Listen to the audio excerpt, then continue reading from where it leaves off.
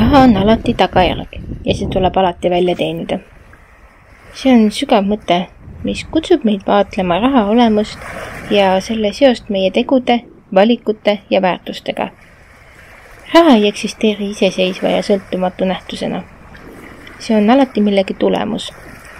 Olgu selleks tehtud töö, pakutud väärtus või loodud võimalused. Samuti rõhutab see mõte vajadust ausa pingutuse ja vastutustundliku tegutsemise järele. Raha ei teki tühjast kohast.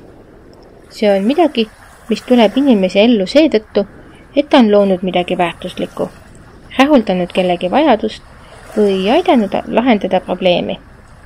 Näiteks ettevõtja teenib raha siis, kui ta pakub toodet või teenust, mis on teistele vajalik ja väärtuslik. Töötaja saab palka oma panuse eest ettevõtte eesmärkide saavutamisel.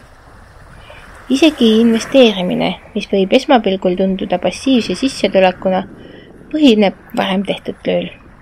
Kogutud teadmised, riskide hindamine ja tarkade otsuste tegemine. Selline vaade rahale aitab meil mõista, et see ei ole eesmärk iseenesest, vaid pigem tulemus, mis tuleneb meie jõupingutustest ja otsustest. Kui keskendume ainult raha kogumisele, võime kaotada silmist selle, mis tõeliselt loeb. Kuidas ja miks seda teenida? Raha on peegel, mis kajastab meie tööd, otsuseid ja väärtuseid. Mõte, et raha tuleb alati välja teenida, rõhutab eetilise tegutsemise tähtsust. Aus töö ja vaev on see, mis annab rahale tegeliku tähenduse ja väärtuse. Kui raha saadakse ilma midagi vastu pakkumata või ebaausal teel, puudub seal sageli sügavam rahuldus ja tähendus. Vastupidi, õiglaselt teenitud raha kannab endas rahulolu ja eneseväärikuse tunnet. Oluline on ka mõista, et väljateenimine ei tähenda ainult füüsilist pingutust või rasket tööd.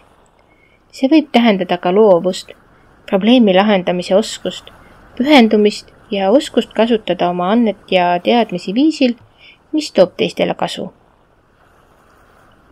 Kui me näeme raha kui tagajärge, ei aja me seda lihtsalt taga, vaid keskendume pigem sellele, mida saame maailmale pakkuda, kuidas saaksime oma oskusi arendada, millist väärtust võiksime teistele luua.